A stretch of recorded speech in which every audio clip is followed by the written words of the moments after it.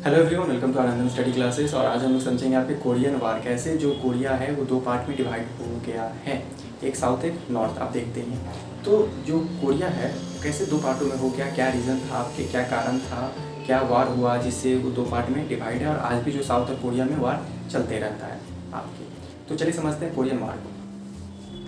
Korean वार, अगर सबसे पहले कोरिया को हम लोग मैप में देखेंगे तो मैप में आप अगर एशिया का मैप खोलते हैं तो आपको ईस्ट साइड में आपको देखने को मिल जाएगा कोरिया। अगर बात करें तो जापान के जस्ट बगल में है, जापान के यानी आप वेस्ट साइड देखोगे तो आपको कोरिया मिल जाएगा। और इसका बाउंड्री है चाइना से भी सकता है, यानी चाइना का भी आप अगर मैप उठाकर देखते हो वर्ल्ड में तो चाइना के जस्ट बगल में होगा, यानी चाइना का ईस्ट साइड में आपको मिलेगा नॉर्थ कोरिया, और जापान भी उसी साइड में है। तो ये मैप का हो गया बेसिकली। अब बात करते हैं हाँ कोरिया का वार का। जनरली हम लोग स्टोरी के साथ चलेंगे, ठीक है। सबसे पहले बैकग्राउंड समझ लेते हैं, क्या क्या इंपॉर्टेंट है कोरियन वार को समझने के लिए। देखिए कोरियन वार को समझने के लिए सबसे पहले आपको वर्ल्ड वार फर्स्ट क्लियर होना चाहिए, मतलब पूरा स्टोरी नहीं, डेट याद होना चाहिए 1480। सेकंड दैट इज 1939 से 1945, ठीक है, मतलब सेकंड वर्ल्ड वार करेक्ट। एक कोल्ड वार आता है, कोल्ड वार इंपॉर्टेंट है इसके लिए क्योंकि कोल्ड वार का ही एक तरह से आपके इफेक्ट बोलेंगे, कोल्ड वार का ही जो रीज़न है उसके चलते ये कोरियन वार हुआ था, ठीक है। तो इसको मैं सेपरेट एक लेक्चर बनाऊंगा जिसमें मैं कोल्ड वार के बारे में आपको समझा दूंगा, कोल्ड वार है क्या, आपके क्यों हुआ, क्या मीनिंग था उसका, कोल्ड वार का डिफिनीशन क्या था, ठीक है। ये कभी सेपरेट लेक्चर में समझेंगे। तो सेकंड मैंने एलाइड पावर एक्सेस पावर लिख दिया बेसिकली नॉलेज के लिए आपके कि वर्ल्ड वार सेकंड में जो एलाइड पावर एक्सेस पावर में कंट्री डिवाइड हुए थे, यूके यूएसए फ्रांस यूएसएसआर, और एक्सेस में जर्मनी इटली एंड जापान। तो ये कुछ बैकग्राउंड हो गया, ठीक है, आपको याद रखना। चलिए देखिए, चलिए स्टार्ट करते हैं कोरियन वार का स्टोरी से ही समझेंगे हम लोग कोरियन वार को, ठीक है। बैकग्राउंड समझ लेंगे क्या है आपके, मैं कोशिश करूंगा कि आपको स्टोरी के माध्यम से समझाऊं, ठीक है। देखिए स्टार्ट होता है कोरिया का स्टोरी कब से, 1910 से। 1910 से कोरिया का स्टोरी स्टार्ट होता है। 1910 में क्या था, जो कोरिया था वो पार्ट हुआ करता था किसका, जापान का। जापान क्या था, देखिए अगर जापान की बात करें तो जापान पे ब्रिटिशर राज नहीं कर पाए, ब्रिटिशर ने कॉलोनी नहीं बना पाया। क्यों? क्योंकि जो जापान उस टाइम का था, जापान ने सोचा कि जब इतने ब्रिटिशर हैं, जब इतने कॉलोनी बना रहे हैं तो हो सकता है कि मुझे भी कॉलोनी बनाए। तो वहाँ पे उसने एक स्लोगन लाया था आपके, रिच कंट्री स्ट्रॉन्ग आर्मी, ठीक है। तो उस पर वो काम करना स्टार्ट कर दिया था, अपने कंट्री को स्ट्रॉन्ग करेंगे, मिलिट्री से लेस कर देंगे पूरा, हमारा मिलिट्री स्ट्रॉन्ग होगा तो कोई हम पे क्या करेगा, आपके कॉलोनी नहीं बना पाएगा। ये जो जापान है उसका आइडियोलॉजी था, उसका थॉट्स था, ठीक है। तो उसी पे चलने लगा था। तो उसका क्या हुआ, रिच कंट्री भी हो गया, मिलिट्री भी स्ट्रॉन्ग हो गया। अब देखिए आपका जब ताकत बढ़ेगा तो आप तो शो करना चाहोगे ना, तो जापान का ताकत बढ़ा। देखिए जापान आज हम लोग देखते हैं पीसफुल कॉन्स्टिट्यूशन, अपना कॉन्स्टिट्यूशन वो पीस कॉन्स्टिट्यूशन करता है, वो उसके लिए वायलेशन वार कुछ है ही नहीं, वो मानता ही नहीं है। लेकिन जब इसका हिस्ट्री उठाकर आप देखिएगा तो आपको पता चलेगा कि जापान ऐसा था नहीं। तो उस टाइम उसने क्या किया था, अपने ताकत को बढ़ाया था, अपने इकोनॉमी को बढ़ाया था। जब ताकत बढ़ेगा तो सोचेगा कि ना कहीं तो मैं थोड़ा ताकत दिखाऊँ। तो बगल बगल में जो कंट्री थे वो तो थोड़ा उतना स्ट्रांग नहीं थे, तो इसने क्या किया, अपना आपके उन कंट्री पे अपना ताकत दिखाना चालू किया। और उसने क्या किया, धीरे धीरे कुछ चाइना के पार्ट पे उसने राज किया और कोरिया पे भी राज किया, ठीक है। तो यहाँ पे क्या किया, कोरिया को भी अपने अंडर ला दिया था ये। तो 1910 में क्या था, इसने आपके ऑक्युपाई कर लिया था कोरिया को, ठीक है। तो कोरिया पे इसने जापान ने राज किया उस समय तक। लेकिन जब वर्ल्ड वार आपके हो रहा था और वर्ल्ड वार एंड हुआ तब क्या था, देखिए वर्ल्ड वार में मैंने यहाँ को बताया था एलाइड पावर एक्सेस पावर, यानी कुछ ग्रुप में होता है ना, आदमी लड़ता है। तो वर्ल्ड वार 2 में ग्रुप में बटे हुए थे कंट्री आपके। तो जैसे ही वर्ल्ड वार आपके फिनिश हो गया, जापान पे बॉम्ब गिरा आपके हिरोशिमा नागासाकी पे, तब तक आपके जो कोरिया है आपके उस पर धीरे धीरे जो यूएसए है और यूएसएसआर है उसने अपना सैनिक भेजा और वहाँ से जापान के सैनिकों को हटाया। ऐसा ही ना होता है। देखिए वार में होता है क्या, वर्ल्ड वार में मान लीजिए आपका मैक्स कुछ कंट्री एक तरफ है, कुछ कंट्री एक तरफ है। तो जहाँ जहाँ जापान राज करेगा वहाँ पे क्या होगा, आपके वो अपना सैनिक भेजेंगे, वहाँ से उसको हटाएंगे, उस क्षेत्र से उसको हटाएंगे, वहाँ पे अपना शासन लाएंगे। तो ऐसा ही हो रहा था, जापान इधर धीरे धीरे वीक हो रहा था, धीरे धीरे वहाँ पे रशिया से सटा हुआ है आपके कौन, कोरिया। और जब रशिया से सटा हुआ है तो जहाँ रशिया है वहाँ ऊपर से ही नॉर्थ साइड में, देखिए मैं समझा रहा हूँ नॉर्थ। देखिए अगर आप लोग ये देखेंगे इसको और इसको देखेंगे नॉर्थ कोरिया या साउथ कोरिया, ठीक है। तो देखिए यहाँ से क्या है, नॉर्थ से बॉर्डर किसका लगता है आपका, एक तो चाइना का, दूसरा आपके रशिया का, ठीक है। तो जो रशिया है ये क्या किया, अपना आर्मी यहाँ से भेज दिया, और यूएसए क्या किया, अपना आर्मी यहाँ से भेजा। तो धीरे धीरे लोग लड़ते, यहाँ से जापान को हटाते हटाते हटाते एक जगह पे ही लोग 38 डिग्री पैरेलल पे लोग स्टॉप हो गए, आराम से स्टॉप हो गया था सब, कोई दिक्कत नहीं। तो स्टॉप है 38 डिग्री पैरेलल को दोनों स्टॉप हो गए। देखिए यहाँ मैंने 2 पॉइंट लिखा, 1949 और 1949। पहला क्या हुआ, देखिए चाइना में क्या हो रहा था कि चाइना में अभी भी हम लोग क्या जानते हैं, चाइना एक कम्युनिस्ट गवर्नमेंट है चाइना में, और इसके लिए भी वार चला था वहाँ पे, कैसे चाइना जो है कम्युनिस्ट हो गया आपके, माओ जेडोंग का नाम आता है आपके। तो 1949 में आपका क्या हुआ, कम्युनिस्ट वॉन द चाइनीज वार, और 1949 में यूएसएसआर ने भी क्या किया था, आपके न्यूक्लियर वेपन को टेस्ट कर लिया था, ठीक है। तो ये एक स्टोरी था आपके यहाँ तक। फिर देखिए आगे क्या होता है, आगे यहाँ पे जब आपके नॉर्थ में रशिया आ गया था, साउथ में आपके कौन आ गया था, यूएसए, ठीक है। तो यहाँ पे लोगों ने सोचा कि ठीक है यूएसए तो डेमोक्रेटिक कंट्री, तो उसने कहा कि ठीक है हम इलेक्शन कराते हैं, और उसने सिंगमैन री को आपके क्या किया, पावर में ला दिया, यानी इलेक्शन कराया साउथ कोरिया में और वहाँ पे उनको बैठा दिया एज अ प्रेसिडेंट गद्दी पे, ठीक है। और वो एक तरह से आपके कम्युनिस्ट को सपोर्ट भी नहीं करते थे, कैपिटलिज्म की तरफ उनका ज़्यादा रुझान था। अब लाजमी सी बात है यूएसए है आपके, तो किसको पावर में बैठाएगा, जो उसके सपोर्ट करेंगे, यानी कैपिटलिज्म को जो सपोर्ट करेंगे, ठीक है। तो सिगमैन री क्या हुए, पावर में आ गए। नॉर्थ में क्या हुआ, इसके दादाजी जो किम जोंग है ना, उसके दादाजी आ गए आपके किम इल संग आपके, तो इसी के दादाजी थे आपके उस टाइम, जो यहाँ पे सिंपल यूएसएसआर ने क्या किया, उनको बैठा दिया एक तरह से, और वो डिक्टेटर ही हैं एक तरह से वहाँ के आपके। और देखा जाए आपके नॉर्थ और साउथ कोरिया की, तो देखिए नॉर्थ और साउथ कोरिया कभी अलग हुआ ही नहीं करते थे, एक ही पार्ट था, और दोनों जो लीडर थे ना वो बिलीव भी करते थे कि कोरिया जो है एक है।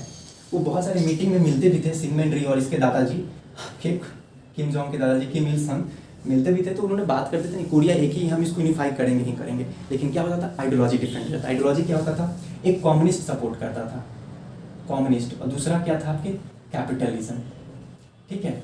यहाँ पे आइडियोलॉजी डिफरेंट हो जा रही थी, लेकिन चाहते थे दोनों की क्या हो, कोरिया एक ही हो।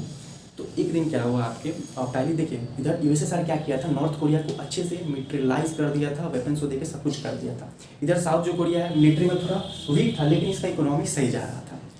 तब तो कोरिया को तो दोनों सपोर्ट करते थे, कोरिया एक ही है। तो इधर से नॉर्थ में क्या किए बेचारे सिगमैन री नहीं, हाँ इसके दादाजी आपके किम जोंग के दादाजी किम इल संग बेचारे, उन्होंने क्या किया, सैनिक भेज दिया नीचे। और क्या हुआ आपके कोरिया पे, जो साउथ कोरिया है वो उस पर आपके नॉर्थ कोरिया का वर्चस्व आने लगा।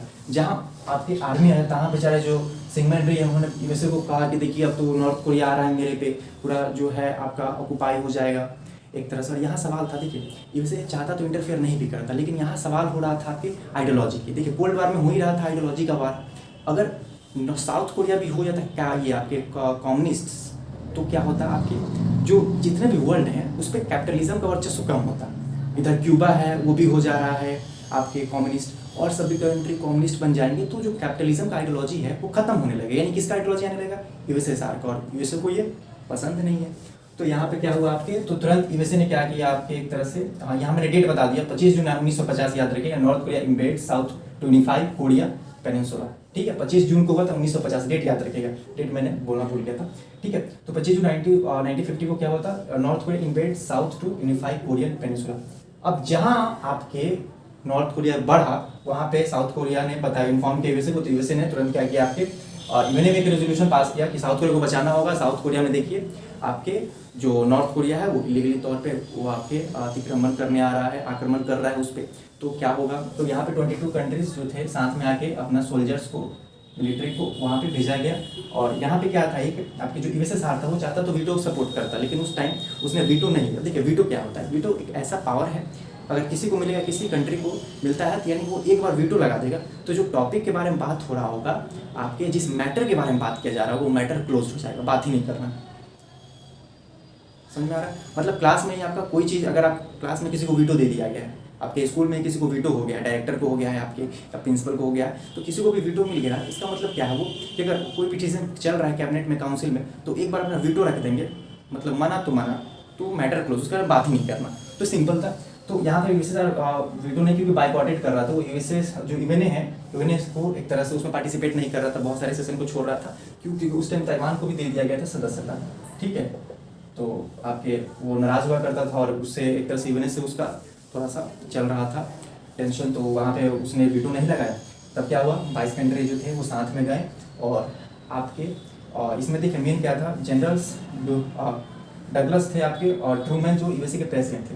तो यहाँ पे जब आर्मी चला गया, तो आर्मी को चीफ थे जनरल डगलस थे, बहुत अच्छे व्यक्ति थे, बहुत अच्छा वार लड़ते थे एक तरह से, और वर्ल्ड वार में भी बहुत ज़्यादा सपोर्टिव थे यूएसए का, बहुत ज़्यादा सपोर्ट किए थे, बहुत अच्छे से वार को आपके कंडक्ट भी कराए थे, लड़े भी थे। तो इसमें क्या हुआ कि ट्रूमैन ने कहा कि ठीक है जाओ तुम लड़ो, और जो साउथ कोरिया है उसको हटाओ। तो साउथ कोरिया में लोग ने हटा दिया था। अगर बात करें तो यहाँ से आर्मी गया, आर्मी ने पूरा हटा के नॉर्थ जो है ना, नॉर्थ कोरिया के सैनिक को धीरे धीरे और पीछे फेंक दिया। अब आर्मी सी बात है, लाजमी आर्मी है, बहुत पीछे ढकेल दिए, बहुत पीछे ढकेल दिए। यहाँ पे और कॉन्फिडेंस बूस्ट हो गया था। और यहाँ पे प्रेसिडेंट यूएसए के ट्रूमैन ने कहा भी था कि देखना आगे मत बढ़ना, क्योंकि बॉर्डर शेयर होता है। देखिए अगर यहाँ नॉर्थ है तो यहाँ साउथ है, ठीक है। यहाँ पे एक ये यालू रिवर होता है, यालू रिवर मैंने यहाँ लिखा है आपके, ये बॉर्डर विथ चाइना सब होता है, ठीक है। इसका बॉर्डर किससे मैच होता है, तो चाइना से बॉर्डर होता है। तो यहाँ पे इन्होंने लास्ट तक जो जनरल डगलस थे वो आ गए थे, बहुत अच्छे से जीत गए, तो कॉन्फिडेंस भी बूस्ट होगा।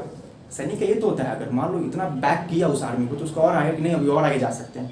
लेकिन ट्रू मैंने कहा कि आगे मत बढ़ना, लेकिन ये आगे बढ़ गए थे, तब तो दिक्कत हो गया था। अब मान लीजिए किसी कंट्री के अगर बगल में लड़ाई होगा तो चाइना, बाउंड्री चाइना से सट रहा है उसका, तो उधर की मिलिट्री क्या होंगे आपके, स्टैंड बाई पे होंगे, रेडी होंगे, कोई भरोसा नहीं है कहीं यूएसए जानबूझ के आ रहा है यहाँ पे साउथ में, कोरिया में, साउथ नॉर्थ कोरिया में, पता चलेगा चाइना में घुस के चाइना को ही एक तरह से आपके कम्युनिस्ट हटा दिया, कैपिटलिज्म ला दिया, तो मेरे कंट्री पे भी क्या कर सकता है आपके स्टार्ट कर सकता है वार। तो वहाँ पे चाइना भी रेडी रहा था कि कोई भरोसा नहीं कि मेरे पे यूएसए आपके वार कर दे। तो उस टाइम क्या था, चाइना भी स्टैंड बाई पे था, और यहाँ पे जनरल डगलस जो थे बेचारे वो माने नहीं और आगे बढ़ गए। आगे जहाँ बढ़े तहाँ दिक्कत चालू हो गया, चाइना क्या हुआ, इंटर कर दिया वार में, और ये नहीं चाहते थे आपके ट्रूमैन भी जो प्रेसिडेंट उस टाइम थे। क्योंकि देखिए कोई भी कंट्री आप जा रहे हो, ठीक है, मदद भेजे आपने नॉर्थ साउथ कोरिया को, आप आज़ाद करा रहे हो नॉर्थ कोरिया से, अब और कंट्री के पास जाइएगा तो और सब कंट्री पार्टिसिपेट करेगा, जिससे कि वार और बढ़ेगा, ख़त्म नहीं होगा। तो यहाँ पे क्या हुआ आपके कि जो चाइना क्या हुआ, चाइना स्टोरी में एंटर कर गया, समझ में आ रहा है। तो 1950 अक्टूबर में क्या हुआ, चाइना एंटर कर गया, किसके कारण, तो इनके कारण। बाद में क्या हुआ, इनको हटा भी दिया गया, कहा यूएसए के प्रेसिडेंट कहा कि तुम आओ वापस, तुम्हारे चलते तो और वार बढ़ गया है। तो ये क्या हुआ, वापस गए बेचारे, वार को और बढ़ा दी, होता है कि गर्म खून आदमी रहता है, खून गर्म रहेगा तो आगे बढ़ ही जाएगा। तो देखिए क्या हुआ कि हाँ, सियोल कैप्चर बाई जनवरी 1951। तो देखिए चाइना क्या हुआ, चाइना वार में एंटर किया और इसने कैप्चर कर दिया 7 जनवरी 1951 को ही। आपके सियोल क्या था, देखो कैपिटल था, यहाँ मैंने लिखा हुआ है, देखो नॉर्थ कोरिया कैपिटल प्योंगयांग है आपके, और साउथ कोरिया का सियोल है, ठीक है। तो यहाँ पे सियोल कैप्चर कर लिया क्या, तो चाइना के द्वारा, आगे चाइना आया ऊपर से और सियोल को यहाँ आता है, सियोल आपके साउथ कोरिया का कैपिटल, ठीक है। तो साउथ कोरिया तक चाइना का आर्मी आ गया था बहुत अच्छे से। और जो 1951 में फिर क्या हुआ, यूएनए फोर्स रिकैप्चर सियोल, यानी पहले यूएनए का आर्मी यानी यूएसए का आर्मी, बात एक ही है क्योंकि उसमें मैक्सिमम आपके सोल्जर यूएसए के होते हैं। तो यूएसए का आर्मी बेचारा कहाँ था, यहाँ तक गया था, फिर यहाँ से लौट के फिर नीचे आ गया एक तरह से। और 1951 में अप्रैल में आपके यूएनए फोर्स रिकैप्चर सियोल, फिर से यूएनए फोर्स ने रिकैप्चर किया सियोल को, और 27 जुलाई 1953 को फाइटिंग स्टॉप किया गया, एक तरह से ट्रीटी थोड़ा साइन हुआ। और अभी भी उसका जो है ना प्रॉपर सोल्यूशन नहीं गया, वहाँ पे बस यूएसएसआर चला गया, यूएसए चला गया, हो गया, लेकिन एक प्रॉपर जो डिसीजन होता है वो नहीं आ पाया। अभी भी कुछ डिस्प्यूट्स होता ही है बस, लेकिन एक हो गया है कि हाँ ये 38 डिग्री को क्या कर दिया गया, एक तरह से उन लोगों का बॉर्डर डिवाइड कर दिया गया है। तो ये था आपके कोरिया का। यहाँ मैंने कुछ बेसिक्स बात लिखी है, साउथ कोरिया का Seoul, north Korea capital Pyongyang, अभी करंट के कौन है, किम जोंग थे डिक्टेटर थे, मून जे इन जो प्रेसिडेंट है आपके साउथ कोरिया के।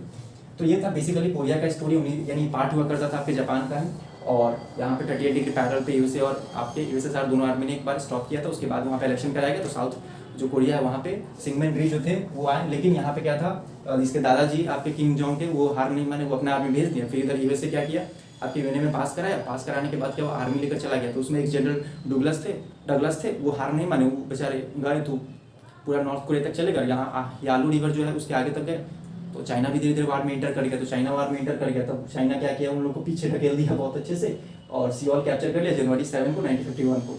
फिर वार होता गया, 1951 में क्या हुआ, यूएसए फोर्स ने फिर कैप्चर किया एक तरह से, और 27 जुलाई 1953 को किसी तरह से फाइटिंग स्टॉप करके 38 डिग्री पैरेलल को आपके बॉर्डर बनाकर वो कर दिया गया। लेकिन अभी भी देखा जाए तो बहुत ज़्यादा आपके डिस्प्यूटेड और रहता ही है उन दोनों के बीच में, यानी परमानेंट कोई सोल्यूशन आया नहीं, ठीक है। तो देखिए कोल्ड वार, ये कोल्ड वार का एक तरह से है आपका, ठीक है, क्योंकि इसमें क्या था, यूएसए और यूएसएसआर का ही एक तरह से आइडियोलॉजी के चलते वार हुआ था, कैपिटलिज्म है ये कम्युनिस्ट के लिए। तो अगर नेक्स्ट लेक्चर में हम कोल्ड वार को समझेंगे, आई होप आपको कोरियन वार समझ में होगा, स्टोरी से लेकर कुछ पॉइंट्स थे बहुत, क्योंकि ज़्यादा मैं हिस्ट्री में नहीं गया हूँ जिससे कि आपको ज़्यादा कन्फ्यूजन हो। तो आई होप आपको क्लियर हुआ होगा कोरियन वार क्या है।